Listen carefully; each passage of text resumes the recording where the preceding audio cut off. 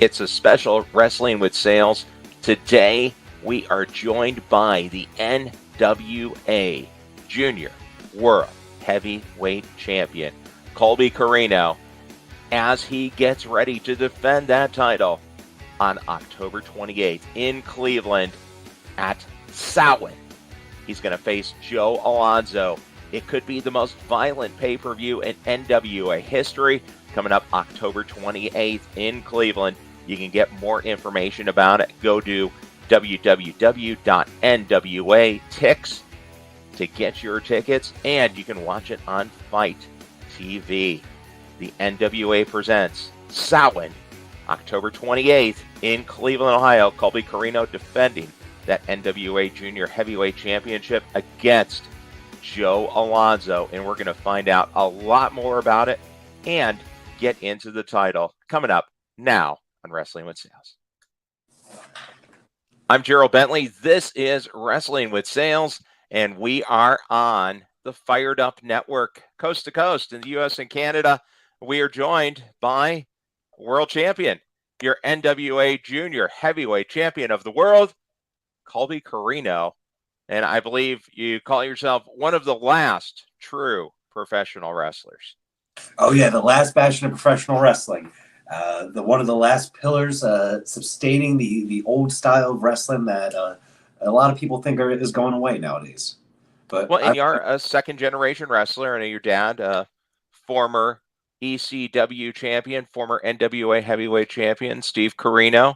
So kind of grew up in the sport, and you do have a lot of that traditional style, but you can also get up and go. I mean, if you get a chance to watch your NWA Junior Heavyweight title defense against Jack Cartwheel, you're right up there with the high flying moves, just like all the indie darlings do right now. Yeah, I tried. It's a conscious effort. I try to maintain that balance of that old school style of wrestling and the excitement that a lot of the indies and like that new style of wrestling brings. I like to make a healthy merger between all that. Well, I think that's something that the NWA itself is trying to do too, because they had the tagline "Wrestling like it should be," and they used to say, wrestling like you remember. I think both can exist. Both things can be true. You can have the wrestling that you remember, maybe getting up early on a weekend and watching it on the Superstation WTBS back when it was Georgia Championship Wrestling, or the old NWA Saturday night with Gordon Soley doing the commentary. You can still get that element, and you can have what everyone is saying is the current style of pro wrestling, because watching guys like you and the self-proclaimed future legend, Kerry Morton, you're going to see people getting around and moving just like you would expect from any other territory. Oh yeah, I feel like the old school style kind of has like a bad reputation to it. So like when you hear that, you're like, oh, these guys are going to be slow and boring and lazy. But that's not at all what the old school style is about. It's just about being hard hitting and this sense of realism in professional wrestling. And I think the NWA does a great job at showcasing that. I think it's great to see the junior heavyweight title too, because it does have that different feel, right? I mean, you're going to see a different type of match in a junior heavyweight match than you're going to see with Knox and Murdoch. Knox and Murdoch aren't doing junior heavyweight moves. They're big, huge guys that are just hammering people and hard-hitting moves. But I've seen Trevor Murdoch pull out a Spanish Fly. All the respect to him. I love him. But our capabilities are very different. We just have a different toolbox and a different skill set, and I'm here to fully utilize that. And just take a look, and I'm sure you have, as a student of the game, some of the people that have held that title. Vern Gagne, Danny Hodge, Steve Kern, Chavo Guerrero, Terry Taylor, Jack Briscoe, Lord Steven Regal, Jushin Thunder Liger, Ricky Morton, and then, obviously Kerry Morton just recently. Oh, yeah. That's a long lineage. There's so many people. Shinjiro Otani, Jimmy Rave, Rocky Romero. There's so many names. I could literally just go down the whole list, and every single one is like an absolute legend of professional wrestling. and I hope to keep up that legacy with me. Hopefully, I'm not just what is it? The exception to the rule. Yeah. How do you feel being back in the NWA? It seems like just a great fit for you. I love working with the NWA. It's the locker room environment is just one of the most supportive and like family one like locker rooms that I've ever been in, and I feel like I have the most fun at NWA, and I know it's all work and this is my career and all, but I also feel like that professional wrestling is presented the best when the wrestlers themselves are having fun, because I feel like the audience is going to have fun. And like Sure. it's not like limited to like them laughing at us or something, but we can like, if we're passionate about what we're doing and we're pouring everything we have and like we love what we're doing, I think the fans can sense that. How long have you been wrestling now, Colby? I mean, obviously you grew up around it, but when did you really start? December will be my 15th anniversary. I started in December of 2008, before we start calling it the 20s. And if I'm correct, you're a 15-year veteran and you're not 30 years old yet. No, sir, I just turned 27. So that's a unique skill set. So you knew pro wrestling is where you wanted to go from a real young age, obviously, Oh, like 12.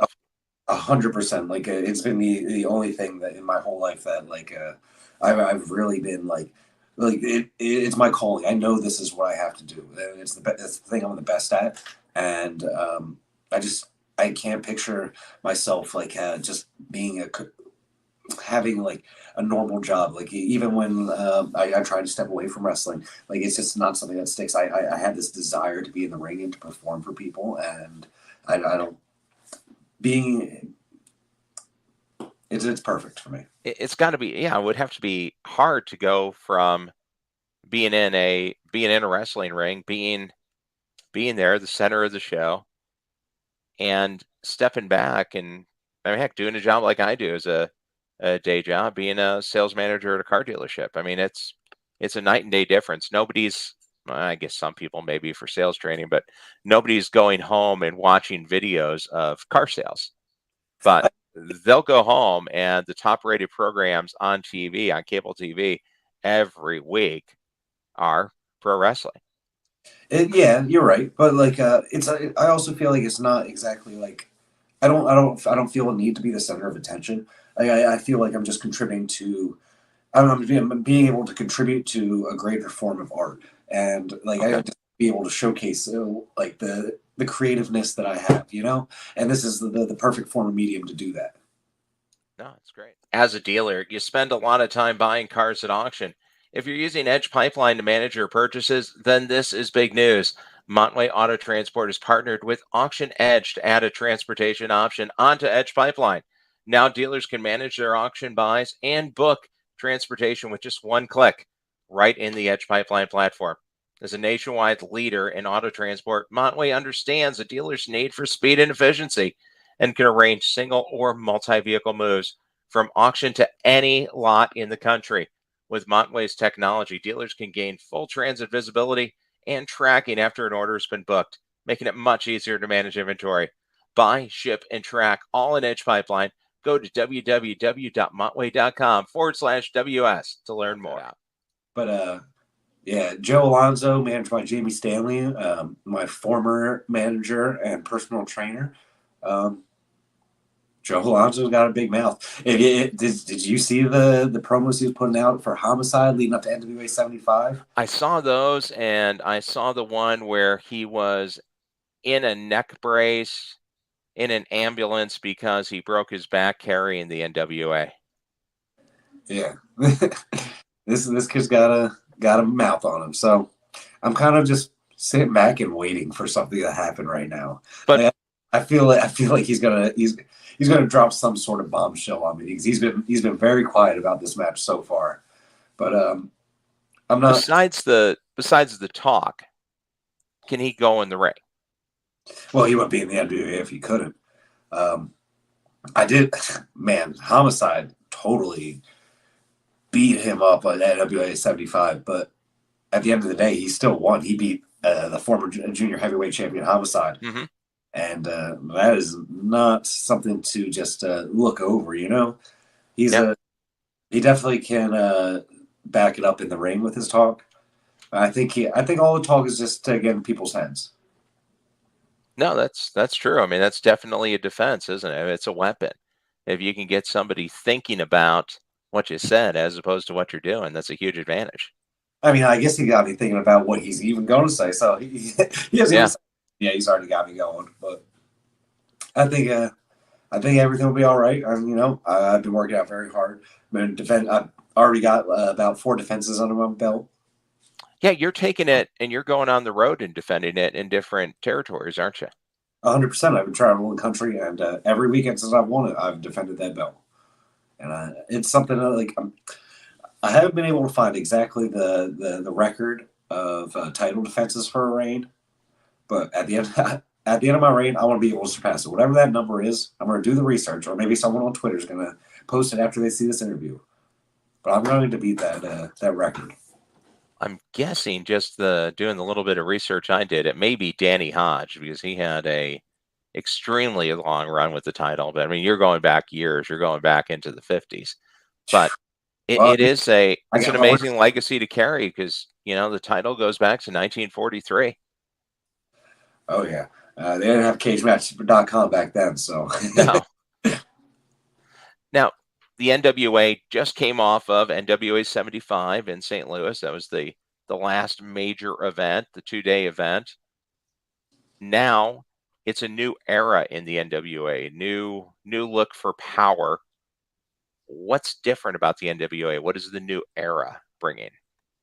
I feel like it's an element of youthness. You look at and what's the next thing in pro wrestling? Like you look around and you definitely have our veterans in the locker room, but look at the champions right now. We have EC3, we have Kenzie Page, we got me, we got Silas Mason, Blunt Force Trump. It's new acts. It's not the same people that you have seen on TV 15 years ago. Hmm. It's people that are trying their hardest to produce professional wrestling as it should be to a new audience. And in a time where people are saying that there's no new stars in professional wrestling, the NWA is producing those new stars. Sure. I mean, you have a women's champion who's just barely over 20. You're in your 20s. Kerry Morton was just a champion. So there's a lot of youth that's being served in the NWA. And you do have that veteran presence. So it is really a great dynamic. And you can see that on TV every week in Power and then on the big events on FITE. Oh, 100%. Now, going around and traveling with the belt, that has to be a good feeling too, going to the different independent territories around the country. Oh yeah. What's Besides, the reaction when you walk in there with the NWA title? it's good. It makes it like I first challenged for that belt when I was 14 years old, and 27 now. Yeah. So it feels like I finally put my names in the history books. Like you go down that title history that we were talking about earlier, and Hmm. it's stud legend, and being able to put my name at the bottom of that list. I hope that it's the start of making myself a legend too. Well, definitely well on the way. And that should be a big event. I mean, I think it's great that the NWA is getting around the country, getting back to Cleveland, which is a great wrestling city, has always packed the venues. I remember doing a monthly interview with NWA wrestlers back when I did morning radio back in the 90s and always drew great. So it's terrific that the NWA is picking back up that history and that tradition of high level pro wrestling in Cleveland. Oh yeah, I'm super excited. I'm not a very big Ohio guy. I don't wrestle there very often, so I'm excited to finally come back. I think the last time I wrestled there was like 2015. So Okay, so yeah, quite a while ago. oh yeah, so I'm excited to go back and see what kind of energy they bring because I'm gonna bring all the energy that I got. Well, and with a whole card of championship matches, and of course your match against Joe Alonzo, there's plenty of reason to be excited to bring the energy. And you're coming up right on Halloween, so it's a fun weekend to go out and get a little bit of the dark side of pro wrestling. Maybe the sinister minister James Mitchell has been a heavy feature in the promotion of the event, so I'm sure there'll be some surprises that people will be able to see as well. Coming up next, just on Wrestling with Sales, we are going to be joined by the NWA Junior World Heavyweight Champion, Colby Corino. He's going to be talking about the big event coming up October 28th in Cleveland, Ohio. The NWA presents SAMHAIN. He is going to face off against Joe Alonzo. It's one of the feature matches in what could be the most violent pay-per-view in NWA history. The main event, EC3, returning to his hometown. He's going to take on Tom Latimer, who gave up the NWA TV title for the shot at the 10 pounds of gold. Of course, Tom Latimer going to be brought out to the ring and joined by his wife, the longtime NWA Women's Champion, just getting back into it after dropping that title to Kenzie Page. But the Brick House will be a force to be reckoned with at ringside. The NWA presents SAMHAIN October 28th in Cleveland, Ohio. You can get more information on it. Visit the National Wrestling Alliance.com. Now, just talking about wrestling in general, I did want to ask you, where are some of the favorite places you've been able to wrestle? Oh man, I've been very privileged to go all over the world for wrestling. Some of my favorite places I've wrestled is Berlin, Germany. Um, that's always that was just such a beautiful time, and being able to like travel around and see all the memorials there. That was super cool. Um, I love wrestling in New York City because I always feel like there's a different crowd shows up. And like, you travel around and you go to all these different states and you recognize a lot of fans. But when I wrestle in New York, I always feel like there's so many people there that like every crowd is a whole different another batch of people. And Yeah, that's true. it's awesome. I love being able to wrestle in front of new people and make new fans. So that's always great. Um, I, I actually have not wrestled in this place, but I was there for Ring of Honor when I was just a young boy for the decade. Hmm. But California, I would love to wrestle there again. That was such a great time when I went. So, any California promoters want the NWA World Junior Heavyweight Champion there? He's ready for defense. There we go. So all the independent promotions definitely reach out. Now, the NWA they had the combined show with the Smashing Pumpkins, the World is a Vampire tour, and worked out in Mexico. How about taking the junior heavyweight title around the world and maybe some defenses in Mexico, maybe Japan? Man, I'm ready to go. I've always wanted. It's a world championship for a reason, Yeah. and I always wanted to be a traveling champion. So I will take this belt around the world. I'm ready to defend it. The traveling champion is a great throwback too, because that is something that was unique to the NWA, where like where I'm recording here in Kansas City, we have Central States Wrestling, and Central States Wrestling was an NWA territory. And when I go to a Central States show, they talk about how, hey, this is the venue where Ric Flair and Harley Race faced off for the US championship, and Harley Race defended the world title here. And I think that's true in lots of different areas around the country where they can still directly reach back to that lineage of the NWA. So that's another really great feature of what you're doing, taking the belts around the country. Oh yeah, I'm very happy to add to that lineage too. Like I've always wanted to be this fighting champion, this traveling champion that like puts his belt on the line at every opportunity. I want to show everyone that I'm the best. I have this belt for a reason. Absolutely. And who are some of the people that you're looking to defend it against? We're gonna give you the win here. I'm gonna pick you to hold on to it. Obviously, a big match coming up with Joe Alonzo, but let's look ahead. I know you're not supposed to do that in sports, but eh, who are some of the other talents in the NWA that you're looking to defend the title against? Oh man, um, definitely Chris Silvio. He's been blowing up my Twitter notifications. I feel I've known him for many years, and he's always been like this guiding light for professional wrestlers. And he has a lot of knowledge, a lot of skill, and I think people would be super surprised at what a title match between me and him would look like. Outside of that, I think me and Alex Taylor need another go at it. The Southern Six. Hmm.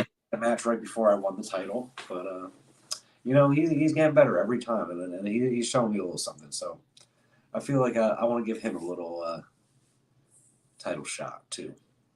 Well, and obviously, then you have the outside interference possibility because they're traveling kind of in a pack. So definitely have to keep a lookout during those matches. Yeah, I guess I gotta find some backup for that, huh? Just to be on the safe side, right? Oh yeah, you never want to go into get one of those situations with the Southern Six with no one on your back because they keep saying there's six of them, but I don't know. No, Maybe it's the math seems to be a bit off because I counted. Well, here we'll count Ricky Morton. That gives me four. I don't know. So Maybe they know something we don't though. Maybe people are coming. Maybe more boys are coming. there's new members. Yeah, they're going to add a couple. Now, just since we've talked a lot about NWA history, favorite all-time NWA wrestlers. Ooh, that's a And of course, you have one obvious connection with Dad, who is the NWA champion. yeah, but that's the cop out answer. Yeah, I'm a huge fan of the Funks, Dory Funk Jr. and Terry. Um, I feel like both their contributions to pro wrestling is insanely underrated and underappreciated into these environment of professional wrestling, and very definitely true. and like Terry definitely gets a lot more shine, but like Dory is really great too, and like has trained so many people that have gone on to like do such great things in wrestling, and so definitely the Funks. Oh, Uh, that's a great answer.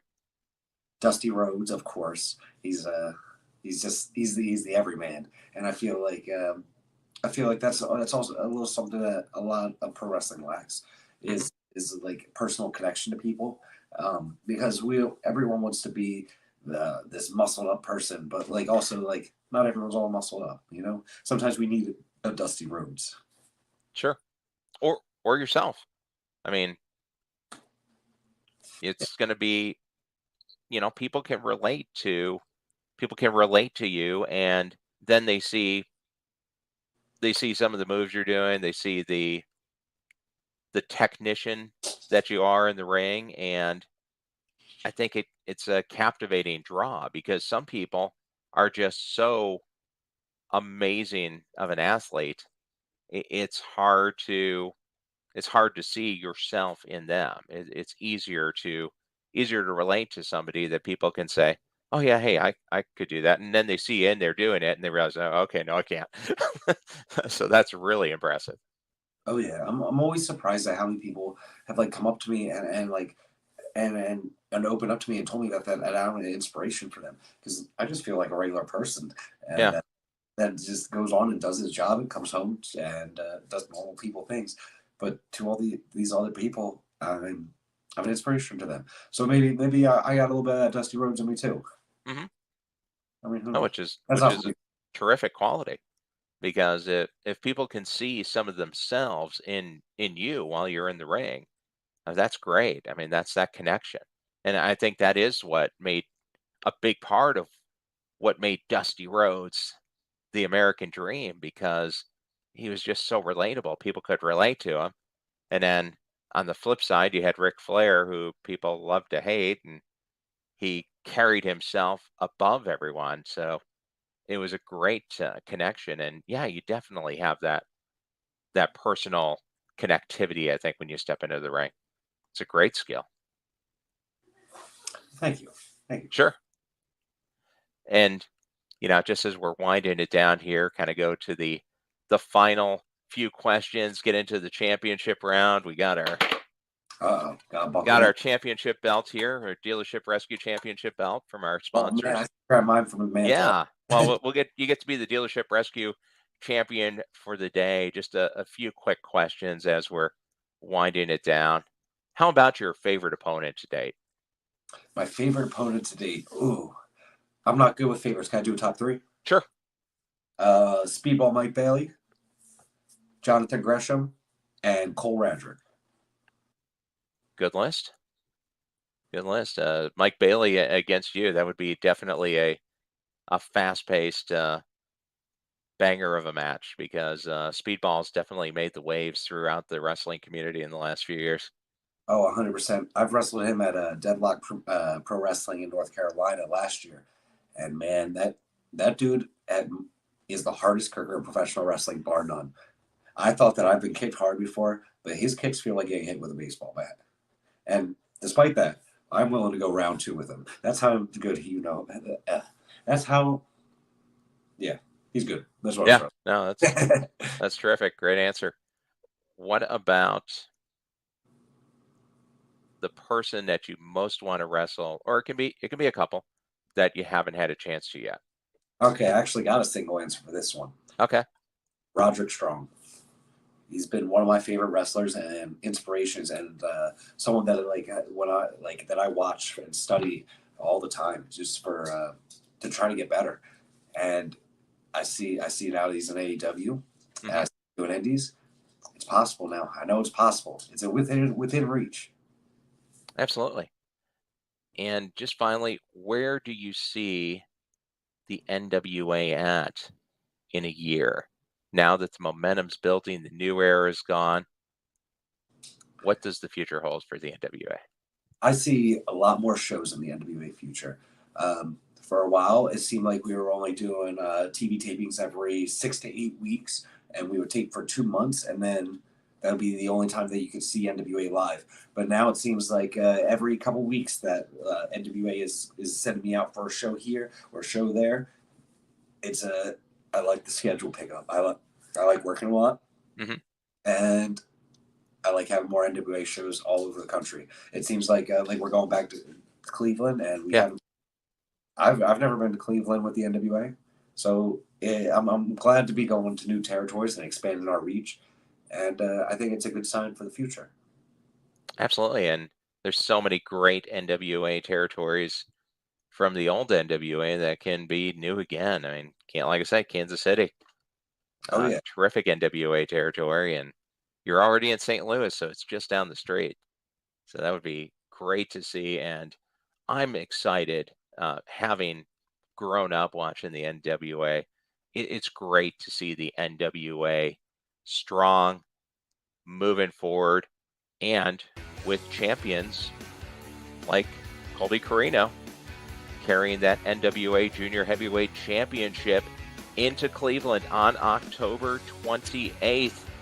So definitely go to NWA Tix to get the details on how you can get to that event. See Colby Corino defend it against Joe Alonzo October 28th in Cleveland. Colby, thanks a lot for joining us here on the Fired Up Network and our Wrestling with Sales.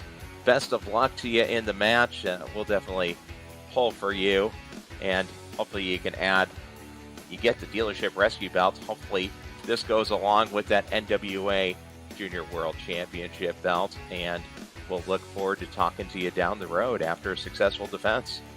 Thank you for having me on tonight. Hey, thanks a lot.